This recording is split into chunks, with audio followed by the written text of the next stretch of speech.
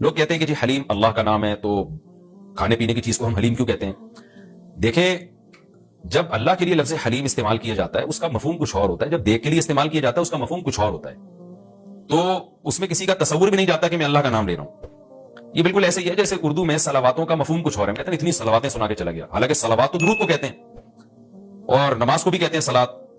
تو اب کیا یہ لفظ استعمال جائز نہیں ہوگا؟ ظاہر ہے جائز ہے. اردو میں اس کا مفہوم کچھ اور ہے، عربی میں اس کا مفہوم کچھ اور ہے.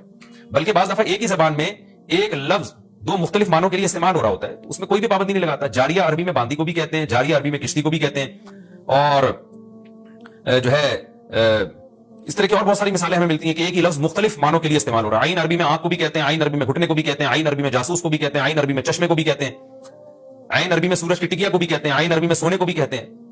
تو اس طرح بہت سارے نام مختلف معنوں میں استعمال ہوتے ہیں. موسیٰ کا جو لفظ ہے عربی میں اس طرح کو کہتے ہیں بلیڈ، جس سے حلق کیا جاتا ہے نا. حاجی لوگ